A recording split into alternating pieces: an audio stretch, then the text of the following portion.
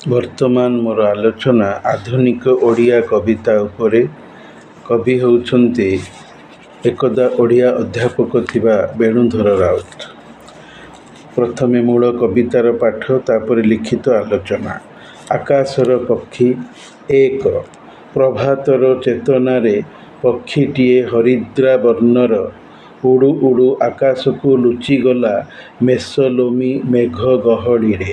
ମେଘର ଗହଳି ପୁଣି କଟିଯାଉଁ ପୂର୍ଣ୍ଣ ଆକାଶର କେବଳ ମହାନ ସତ୍ତା ଭରିଲା ମୋ ଏକାଗ୍ର ଦୃଷ୍ଟିରେ।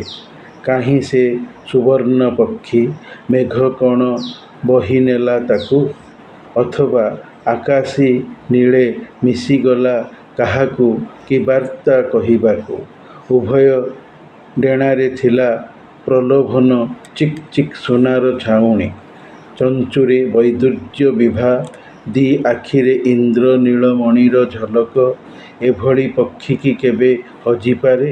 ନୀଡ଼ କାନ୍ଦେ ବାହୁନି ବାହୁନି। ସେ କ'ଣ ବାହୁଡ଼ିବନି? ପକ୍ଷିଣୀର ଥିଲେ କିଛି ଗୋଟାଏ ସନ୍ତକ।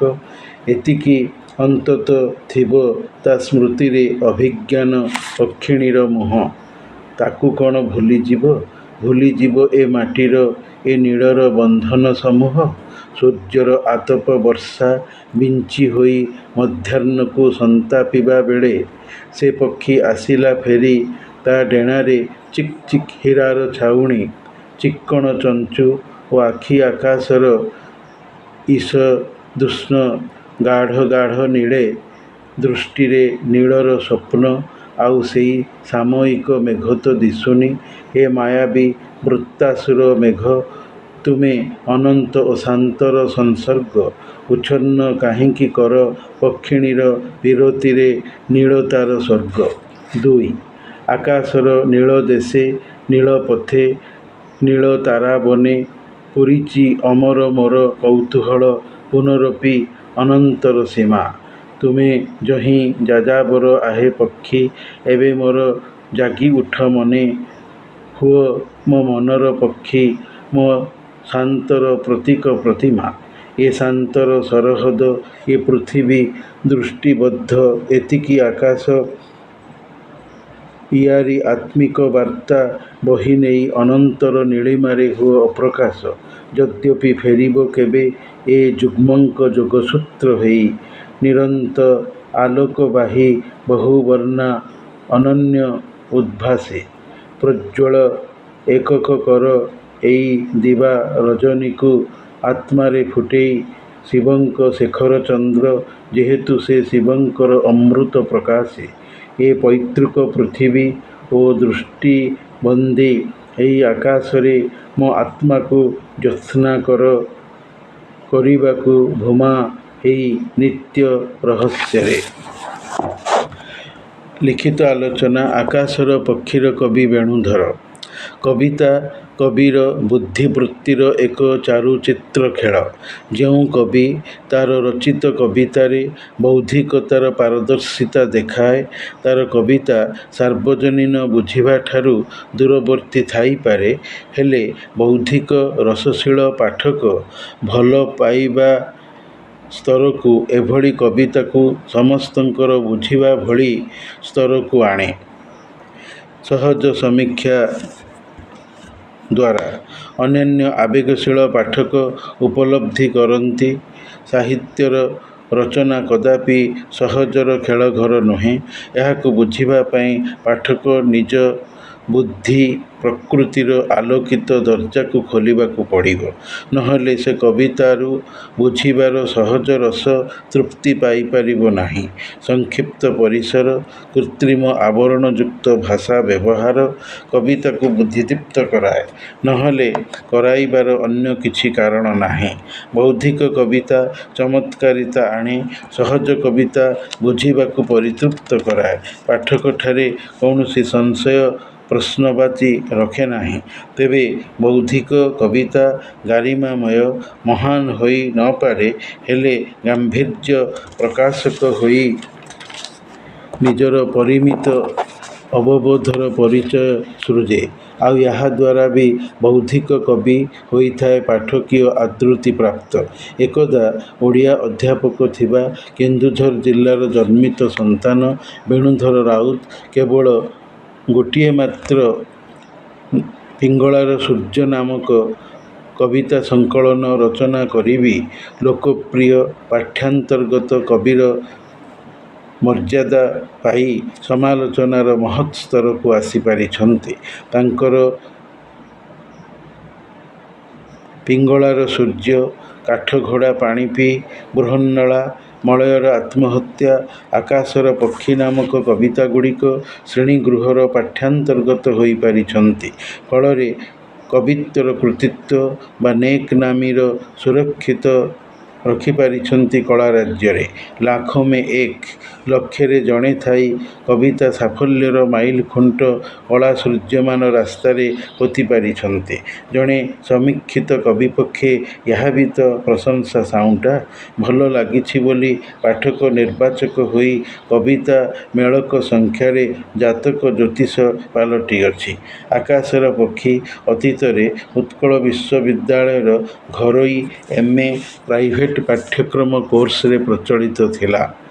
ମୁଁ ମୋର ସହଧର୍ମିଣୀଙ୍କ ପାଇଁ ନୋଟଟିଏ ପ୍ରସ୍ତୁତ କରିଦେଇଥିଲି 2001 ମସିହାରେ। ପ୍ରାଣନାଥ ମହାବିଦ୍ୟାଳୟ ଖୋର୍ଦ୍ଧାରେ ସେ ପରୀକ୍ଷା କେନ୍ଦ୍ରରେ ପରୀକ୍ଷା ଦେବା ନିମିତ୍ତ। ବୌଦ୍ଧିକ ଚାତୁର୍ଯ୍ୟ ମନଲାଖି ହୋଇ ରହିଛି ବୋଲି ପାଠରେ କବିତାଟି ପଢ଼ାଯାଇଛି, ନହେଲେ ରଦିଆ ମାଲ ହୋଇ ରିଜେକ୍ଟ ହୋଇଥାନ୍ତା। କବିର ପରିଶ୍ରମ ବ୍ୟର୍ଥ ଯାଇନାହିଁ। ଗୁଣ ଚିହ୍ନେ ଗୁଣିଆ ପରା, ପ୍ରବୋଧନାର ପ୍ରଲେପ ବୋଳିଛି। ବୁଝିବାର ମାଲିସ ହୋଇ ସଫଳତାର ସାଲିସ ଖୋଜିଛି। କବିତା ଆକାଶର ପକ୍ଷୀ ବୌଦ୍ଧିକ ନିଶ୍ଚିତ, କାରଣ ନାମକରଣ ବତାଇ ଦେଉଛି ଠିକ୍ ବିନୋଦ ଚନ୍ଦ୍ର ନାୟକଙ୍କର ବେଳାଭୂମିର ପକ୍ଷୀ ଭଳି। ଯଦିଓ ନୁହଁ, କବି ଭିତରେ ଫରକ ଅଛି। ଆକାଶ ବିସ୍ତୃତିର ପ୍ରତୀକ, ଆଉ ପକ୍ଷୀ ମନର ବା ଆତ୍ମାର ପ୍ରତିନିଧିତ୍ୱ କରେ। କୋଉ ପ୍ରାଚୀନ କାଳରୁ ଏହା ପ୍ରମାଣିତ ହୋଇସାରିଛି। ସକାଳ ହେଉ ବା ଦିନରେ ହେଉ, ମେଘୁଆ ଦୃଶ୍ୟର ନୀଳ ଆକାଶରେ ହଳଦିଆ ରଙ୍ଗର ହଳଦୀ ବସନ୍ତ ପକ୍ଷୀଟିଏ ମରମୀ ଦରଦୀଶୀଳ କବିର ଚଷମା ପିନ୍ଧା ଆଖିକୁ ଉଡ଼ିଯିବାର ଦେଖାଯାଇଛି। ହଳଦୀ ବସନ୍ତ ନୀତି ଦେଖା, ସହଜ ଉଡ଼ା ସାଧାରଣ ପକ୍ଷୀ ନୁହେଁ। ଠିକ୍ ଅତୀତର କାଉ ଉଡ଼ିବା ପକ୍ଷୀ ଭଳିଆ। କାଉ ବି ଆଉ ଆଜିକାଲି ଆଖିକୁ ବହୁଳ ସଂଖ୍ୟାରେ କାହିଁକି କାଁ ଭାଁ ବି ଦେଖାଯାଉନାହାନ୍ତି। ବଂଶ ସେମାନଙ୍କର ବିଲୁପ୍ତ। ସରସ ନିରୀହ କ୍ୱଚିତ୍ ଉଡ଼ା। ଭାଗ୍ୟରେ ଥିଲା ଦେଖା ପକ୍ଷୀ ହଳଦୀ ବସନ୍ତ। କବି ପ୍ରସନ୍ନ ମିଶ୍ର ହଳଦୀ ବସନ୍ତ ନାମରେ କବିତା ଲେଖିଛନ୍ତି ଏବଂ ଗାଳ୍ପିକ ମହାପାତ୍ର ନୀଳମଣି ସାହୁ ବିହଙ୍ଗ ବିପ୍ଳବ ଗଳ୍ପରେ ହଳଦୀ ବସନ୍ତ ପକ୍ଷୀକୁ ମାନବେତର ଚରିତ୍ର କରିଛନ୍ତି। ମାଙ୍କଡ଼ର ଅତ୍ୟାଚାରର ଶିକାର କରାଇଛନ୍ତି ସହିବାକୁ ଦେଖାଇ। ସେହିପରି ବେଣୁଧର ରାଉତ ଦିନରେ ଆକାଶକୁ ଚାହିଁଥିବା ବେଳେ ହଠାତ୍ ମେଘୁଆ ନଭମଣ୍ଡଳରେ ହଳଦୀ ବସନ୍ତ ପକ୍ଷୀର ଉଡ଼ିଯିବାକୁ ଦେଖି ଭାବାବିଷ୍ଟ ହୋଇ ଖୁସିରେ ଏହି କବିତାଟିକୁ ଲେଖି ପକାଇଛନ୍ତି। କବିତା ଖାଲି ଲେଖାରେ ରହିଯାଇ ନାହିଁ, ପାଠରେ ପଢ଼ାଯାଇ ପାଠ୍ୟାନ୍ତର୍ଗତ କୋର୍ସରେ ଅନ୍ତର୍ଗତ ବି ହୋଇପାରିଥିଲା। ସମ୍ପାଦିତ କବିତା ବହିମାନଙ୍କରେ ବି ସ୍ଥାନିତ ହୋଇଅଛି। କବିତାର ଦୁଇଟି ଭାଗ। ପ୍ରଥମ ଭାଗରେ ପକ୍ଷୀର ଆଖିକୁ ଦିଶିବା, ଦ୍ୱିତୀୟ ଭାଗରେ ହଳଦୀ ବସନ୍ତ ଭଳି ଭଲ ପକ୍ଷୀ, ମନୋଭାବ ସମ୍ପନ୍ନ ଭଲ ଲୋକର ଦୁନିଆରେ ବିସ୍ମୃତ ରୂପକ ଆକାଶରେ ଦେହ ପଞ୍ଜୁରୀରେ ଥାଇ ମନ ପକ୍ଷୀ ରୂପେ ନ ମିଳିବା ବହୁଳ ସଂଖ୍ୟାରେ, ଯାହାକି ଦୁର୍ମିଳ ପ୍ରାୟ। ଏହା ହିଁ କବିତାର ମର୍ମାର୍ଥ। ଏବେ କବିତାର ବ୍ୟାଖ୍ୟା। କବିତାର ବୈଷୟିକ ଆଲୋଚନା। କବି ସକାଳେ ଜାଗ୍ରତ ଥାଇ ହଳଦୀ ବସନ୍ତ ପକ୍ଷୀଟିକୁ ଆକାଶର ମେଷ ଲୋମ ଭଳିଆ ଘଞ୍ଚ ଗହନ ସ୍ତୂପୀକୃତ ଗହଳିଆ ମେଘମାଳାରେ ଉଡ଼ି ଯାଇଥିବାକୁ ଦେଖିଛନ୍ତି। ଦେଖିକି ଅତ୍ୟନ୍ତ ଖୁସି ହୋଇଯାଇଛନ୍ତି। କାରଣ ନୀତି ଦେଖା ବହୁଳ ସଂଖ୍ୟାରେ ଉଡ଼ୁଥିବା ବଣି ଭଳିଆ କିମ୍ବା ଘରଚଟିଆ ଭଳିଆ ପକ୍ଷୀ ନୁହେଁ। କାଁ ଭାଁ କ୍ୱଚିତ୍ କଦବା କେମିତି ଉଡ଼ିଥିବାର ଦେଖିବାକୁ ମିଳେ। ସେ ଲାଗି କବି ଖୁସିରେ କୁରୁଳି ଉଠିଛନ୍ତି ବୋଲି ସୁନ୍ଦର ଏହି କବିତାଟିକୁ ଲେଖିଛନ୍ତି। କବି ଦେଖୁ ଦେଖୁ ପକ୍ଷୀଟି ସ୍ୱଳ୍ପ ଦେଖାଦେଇ ଆକାଶ ବକ୍ଷରେ କେଉଁଠି ଲୁଚି ଯାଇଛି, ମେଘ ଭିତରେ ପଶିଯାଇଛି। ଆକାଶରେ ବହୁତ ମେଘ ଥିଲା। କିଛି ସମୟରେ ମେଘ ଚାଲିଯାଇଥିଲା। ଆକାଶ ସମ୍ପୂର୍ଣ୍ଣ ନୀଳବର୍ଣ୍ଣ ଧାରଣ କରିଥିଲା। ନୀଳ ରଙ୍ଗର ସେହି ଆକାଶର ବିଶାଳତା କବିଙ୍କ ମନରେ ଉଦାରତା, ପ୍ରଶସ୍ତତା ତଥା ପ୍ରସନ୍ନତା ଭରିଥିଲା। ଏକାଗ୍ର ଦୃଷ୍ଟିରେ କବି ଆକାଶକୁ ମନୋଯୋଗ ସହକାରେ ଚାହିଁ ରହିଲେ। କବି ସୁନାରଙ୍ଗର ସେହି ହଳଦୀ ବସନ୍ତ ପକ୍ଷୀକୁ ଖୋଜିଲେ, ହେଲେ ଆକାଶ ବକ୍ଷରେ ପାଇଲେ ନାହିଁ। କବି ଚକିତ ହୋଇ ମନକୁ ପଚାରିଲେ, ଏଇଠି ତ ଉଡ଼ୁଥିଲା ମୋ ଆଖିର ଚାହାଣି ସାମ୍ନାରେ, ଏତେ ଶୀଘ୍ର କୁଆଡ଼େ ଚାଲିଗଲା? ମେଘ କ'ଣ ତାକୁ ଠେଲି ନେଇଗଲା କୁଆଡ଼େ? କିମ୍ବା ଆକାଶର ନୀଳ ରଙ୍ଗ ଭିତରେ ମିଶିଗଲା? କାହାକୁ କ'ଣ କହିବାକୁ? ତା'ର ଦୁଇ ଡେଣାରେ ସୂର୍ଯ୍ୟକିରଣର ତେଜ ପଡ଼ି ଡେଣାକୁ ତା'ର ଚିକ୍ ଚିକ୍ କରାଉଥିଲା। ଥଣ୍ଟ ସଫା ପରିଷ୍କାର ଦିଶୁଥିଲା, ସତେକି ବୈଦୁର୍ଯ୍ୟମଣିର ଝଲକ। ଆଖି ଦୁଇଟି ନୀଳ ରଙ୍ଗର, କୁଆଡ଼େ ହଜି ନିଖୋଜ ହୋଇଗଲା ସତେ। ସେ କ'ଣ ବସା ବାହୁଡ଼ା ହେବ ନାହିଁ କି? ତା'ର ସ୍ତ୍ରୀ ପକ୍ଷିଣୀ ପାଖକୁ ଫେରି ଆସିବ ନାହିଁ କି? ସ୍ତ୍ରୀ ପ୍ରତି ତା'ର ଭଲ ପାଇବା ଥିଲେ ଅବଶ୍ୟ ଫେରିବ। ଯିବ ସେ। ସଂସାରର ମୋହମାୟା ତାକୁ ନିଶ୍ଚୟ ଘାରିବ, ବ୍ୟତିବ୍ୟସ୍ତ କରିବ। ପ୍ରାଣୀ ସେ।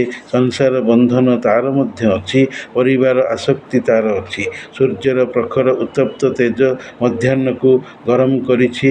ପ୍ରାଣୀ ଜଗତ ହନ୍ତସନ୍ତ ହେଉଅଛନ୍ତି ଗରମ ଓ ଗ୍ରୀଷ୍ମରେ। ପକ୍ଷୀଟିର ପ୍ରତ୍ୟାବର୍ତ୍ତିତକୁ କବି ଦେଖିଛନ୍ତି। ମନ ଲାଗିଛି କବିଙ୍କର।